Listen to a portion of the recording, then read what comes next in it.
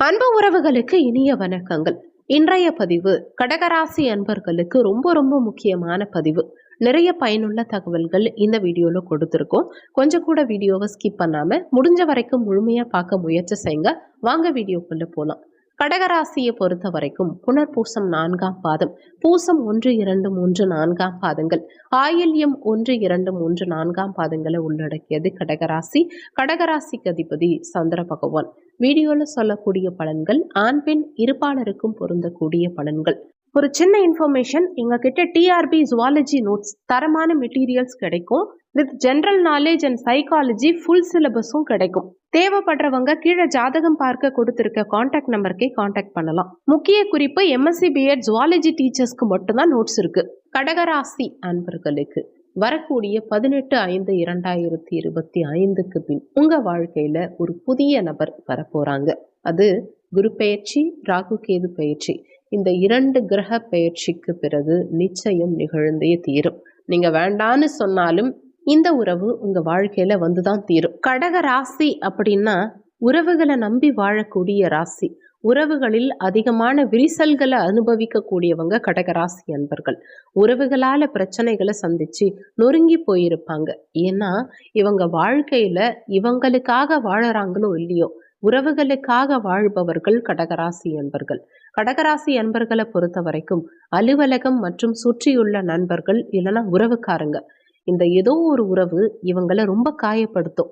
கடகராசி அன்பர்களை பொறுத்த வரைக்கும் வாழ்க்கையில சந்தோஷமா 70 வயசானாலும் சரி மகிழ்ச்சியா இல்லாத ஒரே ராசி கடகராசிக்காரர்கள் தான். கடகராசிக்காரர்களுக்கு என்னைக்குமே பெருசா வாழ்க்கை சீரா போகாது. எவ்வளவு தூரம் போராடினாலும் சரி அந்த வாழ்க்கையில நெளிவு சுழிவுகள்ங்கிறது இருக்கத்தான் செய்யும். உறவுங்கிறது ஒரு உன்னதமான அன்புங்கிறத உணரக்கூடிய ஒரு ராசி இந்த கடகராசி.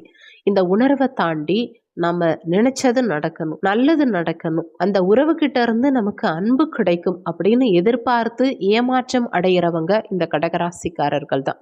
கடகராசிக்காரர்களுக்கு முதல் பிரச்சனை என்னன்னா, அன்பை கொடுத்துட்டு அந்த அன்புக்காக ஏங்கிறது தான். ஒரு அன்பு இல்லைன்னா நம்ம லைஃப் இல்லைன்னு கடகராசிக்காரங்க முடிவு பண்ணிடுவாங்க. முக்கியமான விஷயம், அன்பால காலத்தையும் நேரத்தையும் வீணடிப்பது கடகராசிக்காரர்கள் தான். ஒருத்தவங்களோட கடகராசிக்காரர்கள் ஒரு 50 ஆண்டு காலம் ரிலேஷன்ஷிப்ல இருக்காங்கன்னு வச்சுக்கோங்களேன். அந்த 50 வயசுக்கு மேல ஆனாலும் சரி அவங்களுக்கு ஏதோ ஒரு நெருடல் மனசுல இருக்கும். காரணம், இந்த கடகராசிக்கு 3ஆம் வீடு புதனுடைய வீடு.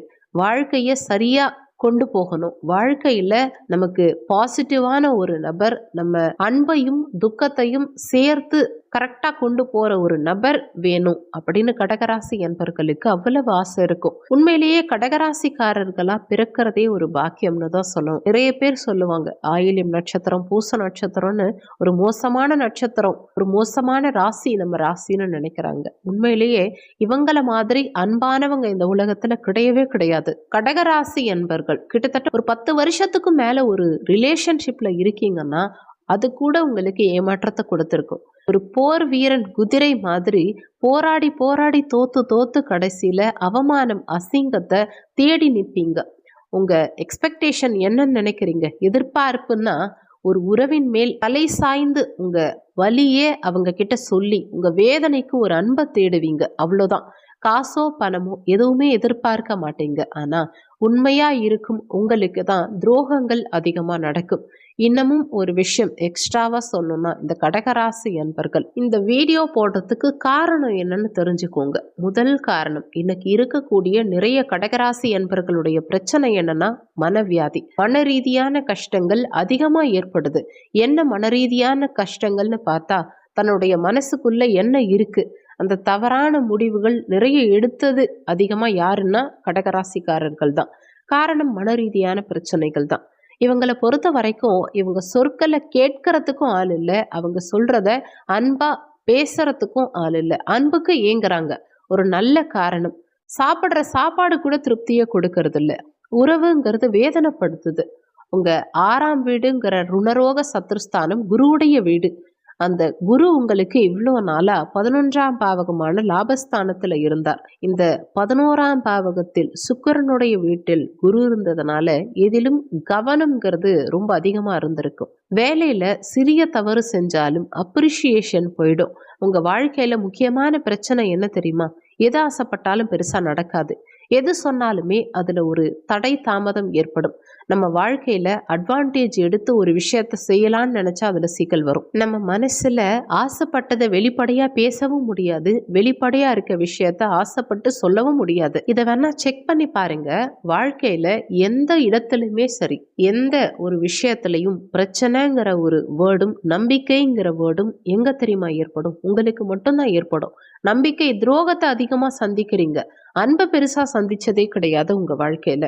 அந்த அளவுக்கு கிட்டத்தட்ட தனுசு ராசியையும் கும்பராசியையும் கல்யாணம் பண்ண நிறைய கடகராசி அன்பர்கள் 0 ஸ்டேஜுக்கே போயிடுவாங்க. வாழ்க்கையில பிடிச்ச மாதிரி எதிர்பார்த்த மாதிரி ஒரு விஷயமும் பெருசா நடக்காது.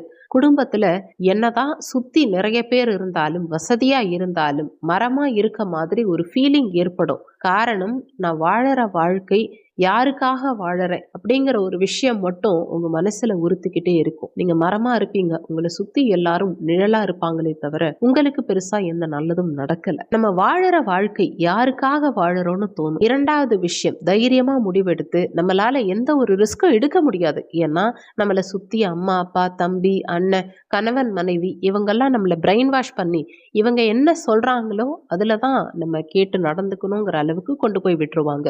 உறவுகள் உதறி தள்ளிட்டு நம்மளை ஃபோர்ஸா கொண்டு போய் நம்மளை ஏமாத்திடுவாங்க. நமக்கு வலியை விட அதிகமான அன்பை கொடுத்து ஏமாற்றுவாங்க.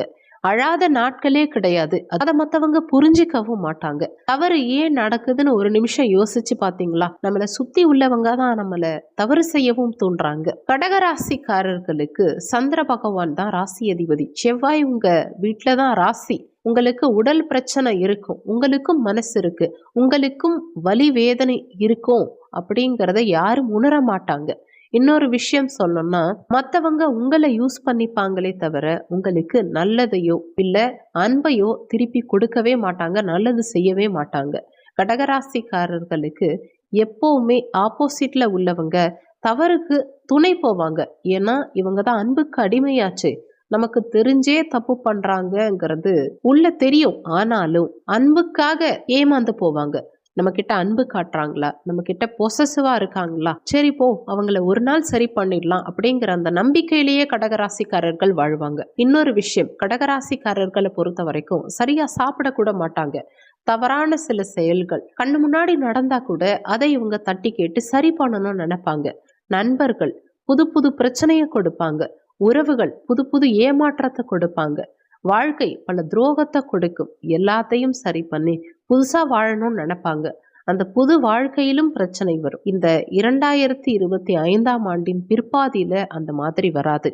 இந்த காலகட்டம் உங்களுக்கான மன அழுத்தம், மன வலி எல்லாத்தையும் சரி செய்து, சொல்ல முடியாத சில பிரச்சனைகளை எல்லாம் சரி செஞ்சு, ஏன் நோய்களையே சரி செய்து, பணம் சம்பந்தப்பட்ட பிரச்சனை நீங்க கொடுத்து ஏமாந்தீங்க பாருங்க, நம்பி ஆசைப்பட்டு நொறுங்கி போனீங்க பாருங்க, அனைத்திலிருந்தும் விடுபடலாம். இந்த புதிய நட்பு உறவா மாறி உங்களுக்கு நல்லது செய்ய போகுது. காரணம் என்னன்னா, ஏற்கனவே நீங்க சொல்லலாம், எவ்வளவுதான் அடி வாங்குறது, இதுவரைக்கும் அடிபட்டு என் உடம்புல இதுக்கு மேல சக்தியே இல்லைன்னு சொல்லலாம். ஏன்னா அவ்வளவு தூரம் உங்களை ஏமாத்திட்டு போயிட்டாங்க. சொந்த உறவுகள், சொந்தக்காரங்க ஏமாத்தும் போது அந்த மனசு ரணம் இருக்கு பாருங்க, அவ்வளவு வலிக்கும், அவ்வளவு வேதனை கொடுக்கும். ஆனா இந்த ராகு கேது பயிற்சியில முதல் முறையா கேது பகவான் கிட்டத்தட்ட 30 வருஷம் கழிச்சு 2ஆம் இடம் தன குடும்ப வாக்குஸ்தானத்துல வந்தமர போறார்.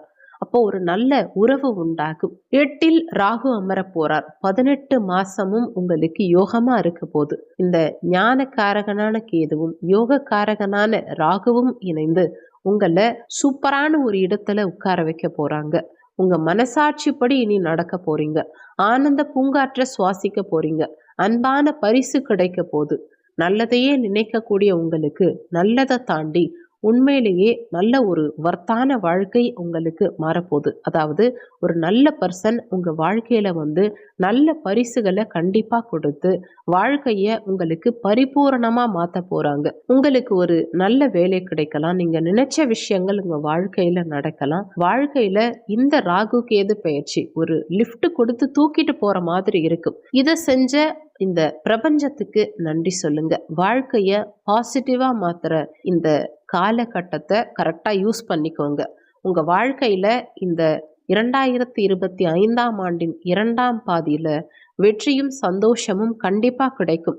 இது மாதிரி ஒரு பெஸ்டான டைம், பெஸ்டான சூழ்நிலை பெருசா உங்களுக்கு அமையாது. உண்மையிலேயே எல்லா கடகராசி அன்பர்களுக்கும் இது பாசிட்டிவான டைம் தான். இந்த டைம்ல நமக்கு கிடைக்கக்கூடிய ஆப்பர்ச்சுனிட்டியை கரெக்டா நமக்கு தகுந்த மாதிரி மாத்திக்கிறதுல தப்பே கிடையாது. வாழ்க்கைய உங்க வசமா மாத்திக்கோங்க. நிச்சயம் நல்லது நடக்கும். வீடியோல சொல்லியிருக்க பலன்கள் கோச்சார பலன்கள். இது வெறும் 20% தான் யாருக்கா இருந்தாலும் ஒர்க் பண்ணும். மீதி 80% உங்க சுயஜாதகப்படி தான் வாழ்க்கையில எல்லாமே நடக்கும். இந்த வீடியோல உங்களுக்கு ஏதாவது சந்தேகம் இருந்தா கீழே இருக்க கமெண்ட் செக்ஷன்ல சொல்லுங்க. நன்றி. மற்றும் ஒரு நல்ல பதிவோடு மீண்டும் உங்களை சந்திக்கிறோம்.